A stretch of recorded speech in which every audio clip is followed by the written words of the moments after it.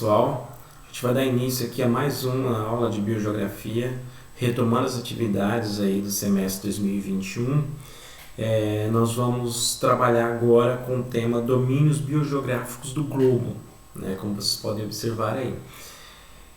Esse conteúdo é importante porque a gente estudou até agora algumas dinâmicas, né, alguns conceitos, dinâmicas, alguns métodos da biogeografia, mas para aplicar esses conceitos, métodos e dinâmicas da biogeografia, é importante também que a gente entenda como que é a configuração biogeográfica, desde uma escala global até uma escala local. Então, as próximas aulas vamos trabalhar então com os domínios biogeográficos do globo, algumas teorias, e depois a gente vai funilar para chegar nas regiões biogeográficas do território brasileiro. Como vocês, por exemplo, já fizeram analisando domínios morfoclimáticos, que pode ser considerado também região biogeográfica. Tá?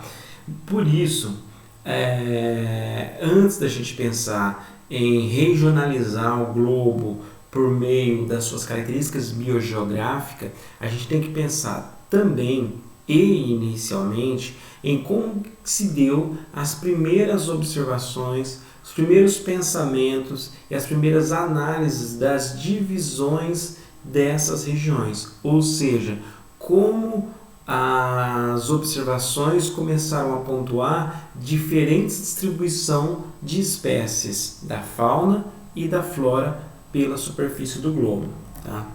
Então a gente tem que pensar primeiramente que a partir do momento que Darwin trouxe a teoria da evolução das espécies, ou seja, a teoria evolucionista, o mundo passou a ter a concepção que, na medida em que as espécies vão se adaptando a novas condições abióticas, seja pela posição geográfica do seu habitat, seja por mudanças climáticas globais ou geológicas, à medida que essas espécies vão se adaptando, elas também vão evoluindo.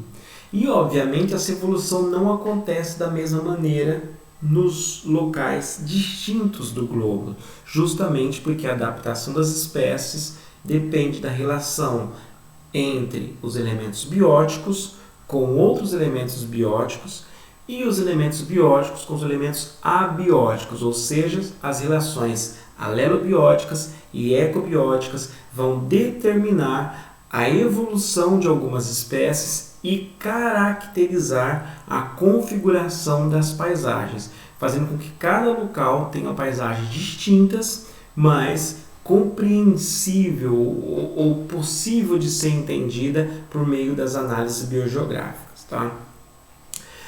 Com base nessa concepção evolucionista, as observações dos primeiros navegantes ou dos navegadores que faziam principalmente as rotas marítimas entre a Europa e os novos continentes, ou os continentes que estavam sendo explorados na época, nós estamos falando aí do século XV e século XVI, os pesquisadores tinham como obrigação, na verdade não eram pesquisadores, são considerados desbravadores, né, exploradores, eles tinham como função entregar ao rei ou a quem demandou a exploração um relatório sobre as terras novas identificadas, encontradas, exploradas. E esses relatórios tinham que ter a maior quantidade de informações ou características possível. Né? Eu sempre dou um exemplo da carta de Pero Vaz de Caminha, enviada ao rei de Portugal, que fala sobre o território novo encontrado aqui no continente americano, chamado posteriormente Brasil. Ele escreveu que nessa terra se plantando tudo dá. O que ele quis dizer com isso? É uma frase recortada de um longo e extenso relatório naturalista que descrevia as principais observações sobre a flora, porque o visível inicial da paisagem vai ser a vegetação. E quando ele chegou nessa região, a maior quantidade de espécies vistas eram espécies da região da Mata Atlântica. E isso deu uma noção de que o solo é fértil, que a biodiversidade vegetal era muito grande e, portanto, chegou a essa conclusão que nessa terra se plantando tudo dá. Tá? Então, as distintas paisagens que foram descritas em vários continentes explorados na época das rotas de viagens marítimas de exploração global, fez com que se tivesse certeza de que a biogeografia não é a mesma em lugares longe da Europa. E essa explicação tem a ver com a adaptação das espécies em diferentes latitudes, por exemplo, em diferentes continentes com tamanhos distintos, porções grandes de terra e porções menores de terra, o que faz com que as características abióticas desses lugares determinam que a instalação da fauna e da flora tem que ser adaptada e, portanto, distingue as paisagens ao longo do globo. Uma outra teoria importante para começar a pensar também nas diferentes paisagens do globo é a teoria da deriva continental. O que é a teoria da deriva continental? É a teoria que diz que as placas tectônicas, ou seja, as partes quebradiças da crosta terrestre, elas se movimentam ao passo que a organização do núcleo da Terra causa pressão nessa esfera chamada globo terrestre. Tá? Conforme você tem uma pressão no núcleo da Terra, essa crosta que é mais sólida vai se movimentar porque ela está em cima de um material mais liquefeito, que é o manto e o núcleo. A movimentação dessas placas tectônicas, elas acontecem justamente porque esse material está praticamente que flutuando, o que faz com que o que nós conhecemos como continente, que é a parte que está imersa das placas tectônicas, né, eles se movimentam e estão praticamente à deriva, se movimentando à deriva nessa massa líquida que suporta a crosta terrestre. Então isso é que é a deriva continental, é a movimentação dos continentes nessa massa líquida que se move justamente por pressão do núcleo terrestre. Tá?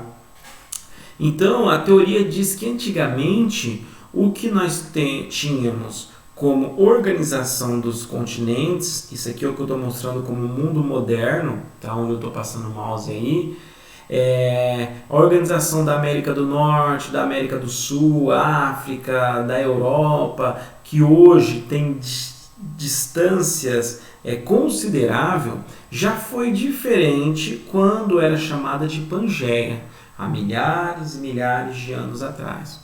Quando essa esfera chamada de Pangeia, nesse território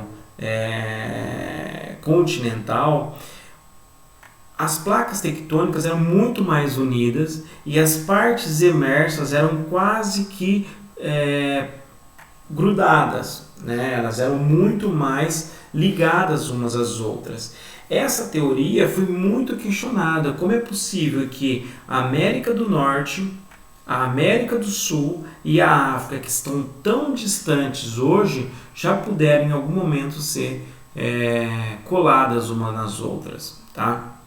O que explica um pouco dessa teoria é, primeiro, a morfologia dessa parte continental emersa. Tá? Por exemplo, quando a gente pega aqui a morfologia da região leste da América do Sul, da região sudeste da América do Norte e da região oeste da África, elas se encaixam quase que perfeitamente.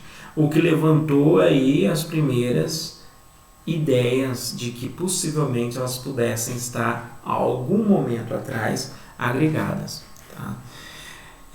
Uma outra análise feita é que quando a gente observa hoje a característica principal da América do Norte é que ela é muito fria.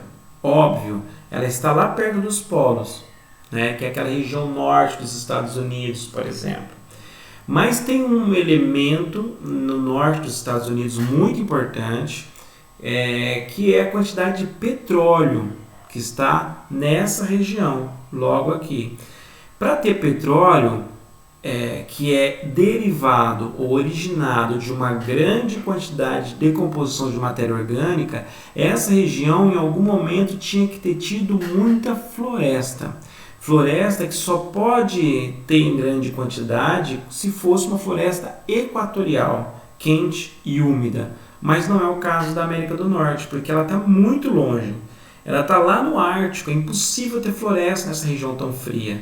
Por isso que alguns pesquisadores têm a teoria de que essa região está aqui hoje, mas antes ela era aqui, ó, colada na África. E aqui, nessa região onde ela estava localizada quando era Pangeia, era uma região, se eu levar em consideração a circunferência da Terra e a posição dela inclinada, nós vamos estar justamente, essa região da América do Norte vai estar justamente próxima ou bem ligada à linha do Equador, ou seja, uma região equatorial quente, úmida. Então provavelmente aqui teve muita floresta, né, na América do Norte, assim como teve na região mundial do deserto do Saara e no Oriente Médio, que a gente encontra também muito petróleo, né, que posteriormente ela foi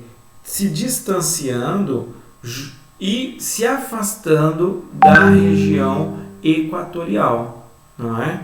E quem foi se aproximando da região equatorial e tropical foi justamente a América do Sul, que com o passar dos anos se localizou aqui nas regiões tropical, equatorial, e o continente americano se distanciou. Essa é uma das teorias que pode explicar como as paisagens se movimentaram, mudaram. E alguns indícios podem ser argumentos que comprovam essa teoria. Como eu falei, a morfologia dos continentes e a existência de massas orgânicas como o petróleo em áreas que hoje não tem floresta. Para ter floresta, algum dia ela teve que estar próxima a regiões muito quentes, como a região equatorial. Tá? Então, tudo é pensado com relação a regiões biogeográficas na localização atual das espécies ou da área que você está estudando e na localização passada, pretérita, geologicamente organizada. Okay? As regiões biogeográficas elas foram pensadas, quando eu falo em região biogeográfica, eu estou falando em delimitação baseado na distribuição da flora e da fauna, porque a biogeografia estuda a distribuição das espécies, né? Quando eu falo em zonas climáticas, eu estou falando em um zoneamento baseado na relação da localização com a linha do Equador, né, com os polos, com a incidência solar de acordo com a localização desses ambientes. Mas quando eu falo em região biogeográfica, eu estou levando em consideração elementos bióticos, fauna e flora, ou só a fauna ou só a flora, depende da quantidade de informação que os pesquisadores tinham. Por exemplo, em 1879, o primeiro botânico que tentou fazer uma regionalização do espaço mundial biogeograficamente falando, dividiu o planeta baseado apenas na distribuição da flora regional, visível, justamente levando em conta aquelas informações que se tinham no século XVI, XVII, XV, XVI, e quando chegou aqui no século XVII, essas informações foram transformadas em uma regionalização. Como ele chamou essas áreas? Tá? Primeiro, ele delimitou que toda a parte norte do globo, né, muito próximo ao polo norte, que são regiões gélidas, ele chamou ela de região boreal extratropical, fora do trópico, e portanto são regiões muito frias que as características biogeográficas de vegetação, que era o que ele levava em consideração, é o que nós vamos chamar de tundra hoje em dia, como bioma, ou seja, região com árvores, quase que sem árvores, né? Porque o solo tem muito gelo, então você vai ter mais líquens, enfim, só vegetação com dificuldade, porque o ambiente é extremo, então as árvores têm dificuldade de se adaptar nessa região, que se chamou de boreal. A região da África e até mesmo da Índia, Indonésia, ele chamou essa região de paleotropical, ou seja, é a região mais antiga localizada nos trópicos. E aí essa região vai ter uma maior quantidade de mamíferos de grande porte, de árvores também, principalmente árvores de sistemas equatoriais, enfim. Tá? Outra região que ele denominou foi a região do domínio de velho oceano. O que é esse domínio velho oceano? São as regiões de arquipélagos muito antigas, como a Austrália, os arquipélagos do Japão, né, a própria, essa ilha aqui, ó, Malgache, as regiões de ilhas que estão há muito tempo cercadas ali pelo mar, e aí você não tem como os animais ou a flora do continente chegar próximo dessa ilha, porque você tem uma grande barreira biogeográfica de massa líquida que se instala em toda essa região. E por último, ele chamou o domínio sul-americano, ou seja, o que foi por último descrito aí nas viagens de circunnavegações, que é o nosso continente, que depois teve uma ideia de que era um dos mais ricos aí desses continentes. Tá? 100 anos depois, Wallace, né, fez, já baseado numa nova condição de informações, não era mais apenas na flora, mas ele já tinha grandes grupos de catálogos de aves e espécies de invertebrados para levar em consideração, além de mamíferos não voadores, né?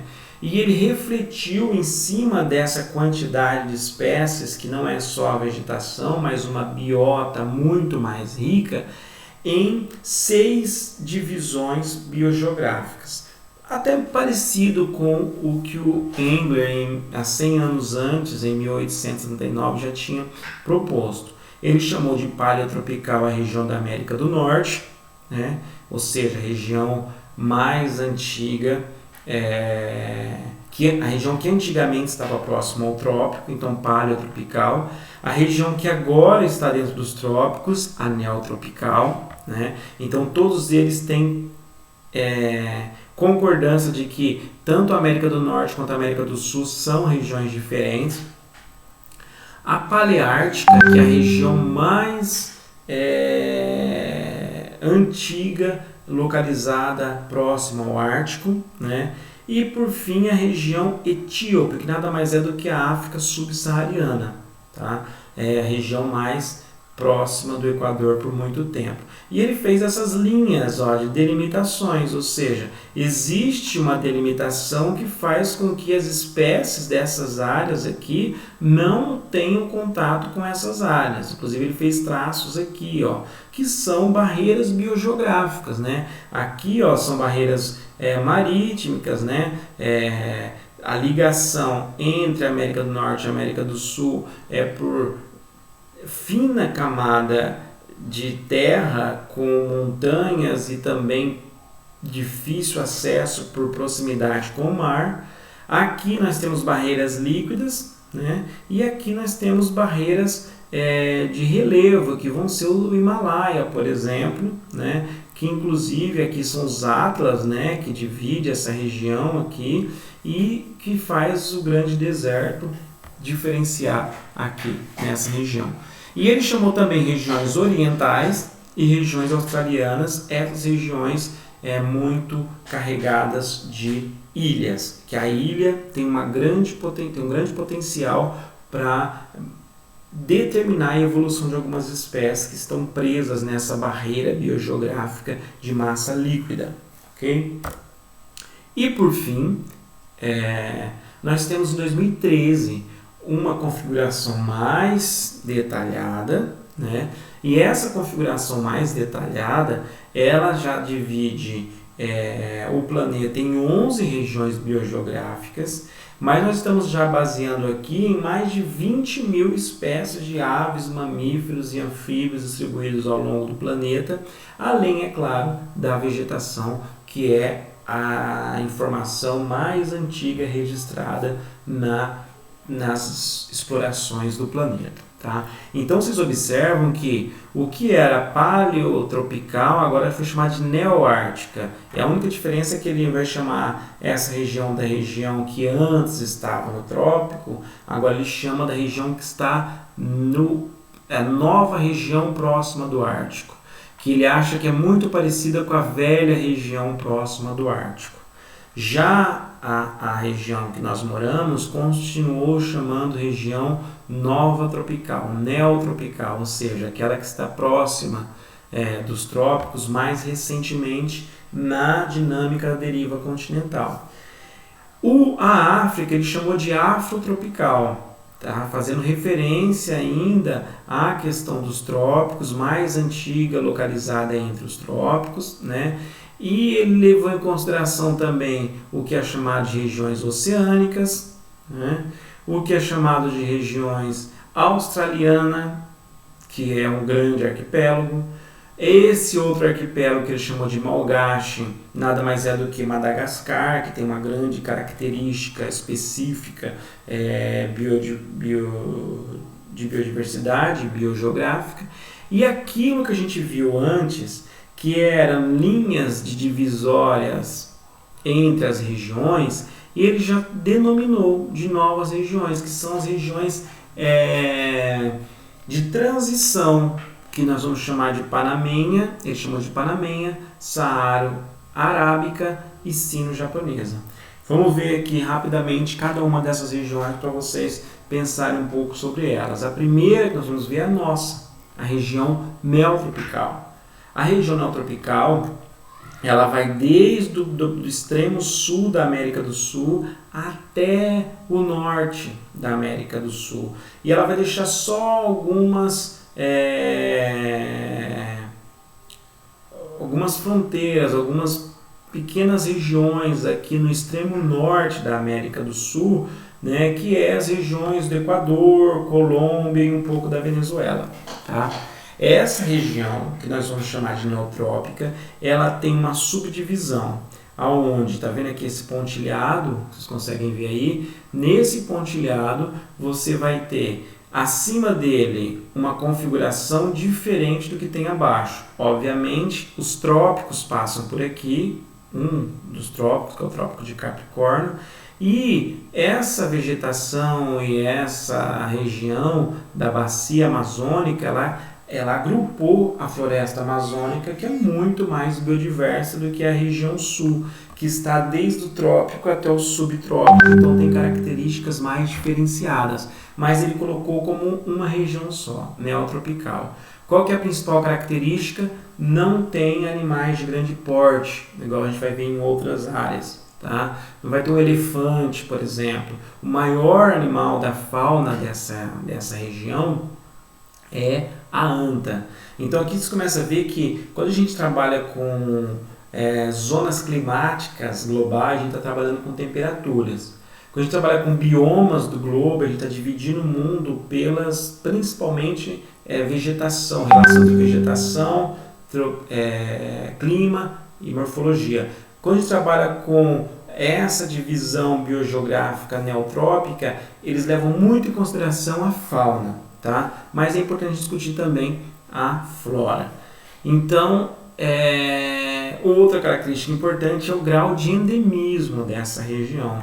Como é uma área continental imensa, com uma porção de terra muito grande, faz com que algumas espécies se localizem em uma área core e não precisam migrar, não precisam buscar novos territórios, e aí ela ganha feições tão específicas que se tornam endêmicas, ou seja, só existe nessa localidade.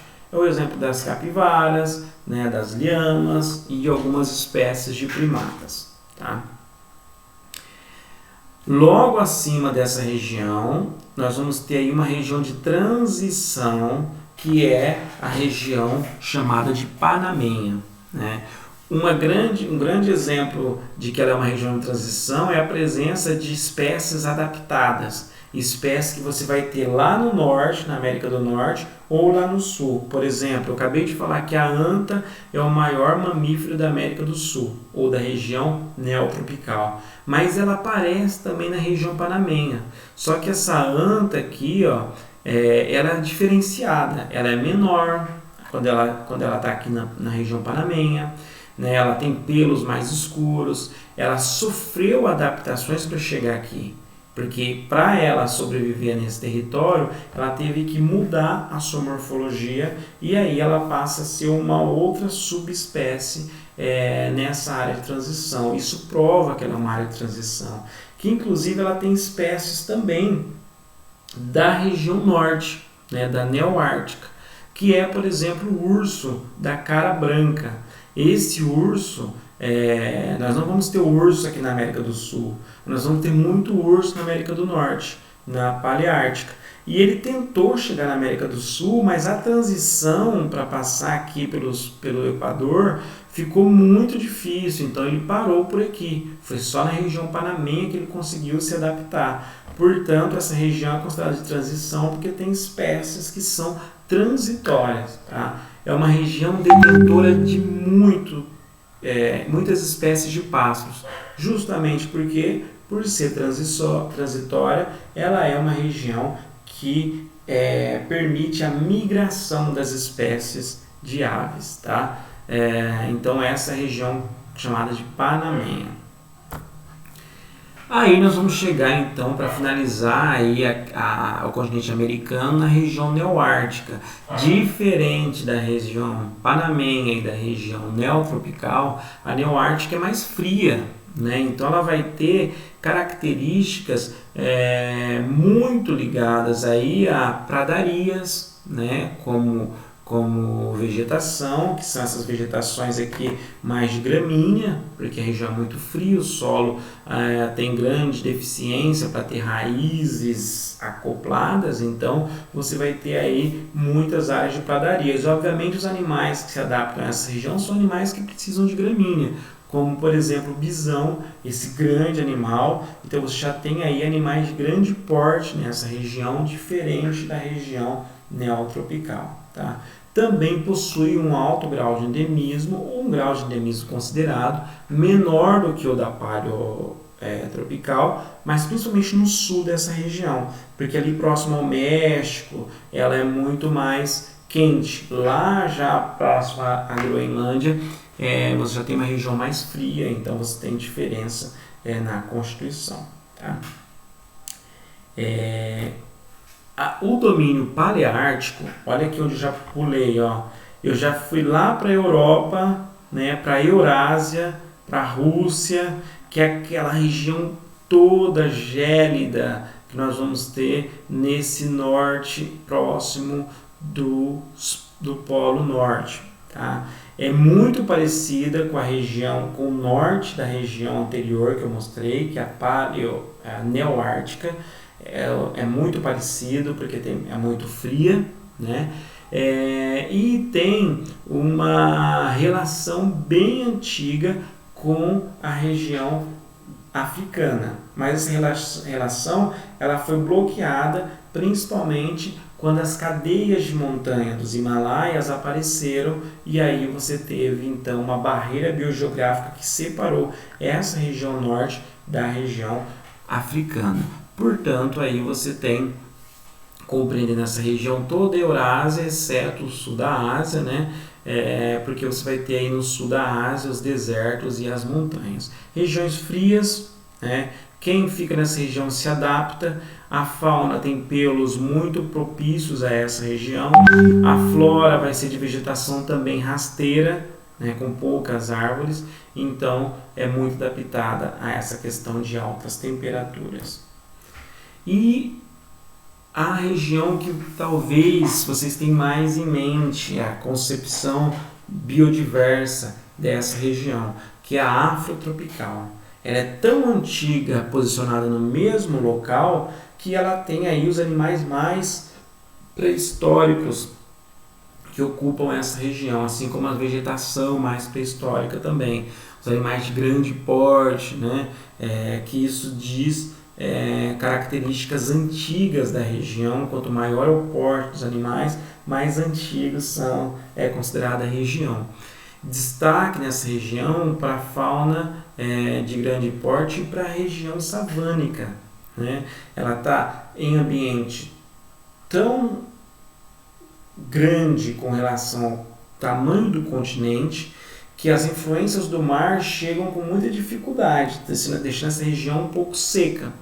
E os animais são tão biodiversos que nós vamos ter aí uma floresta savana de extrema ocupação. E é muito parecido com o que nós temos aqui no Mato Grosso do Sul, né, que é a região savânica que está no meio do continente, portanto, tem uma dificuldade de chegar a massas de ar úmidas, então a vegetação acaba se adaptando. Tá? A afrotropical é a mais antiga, a mais emblemática e, portanto, a que é mais fácil de se pensar. Tá?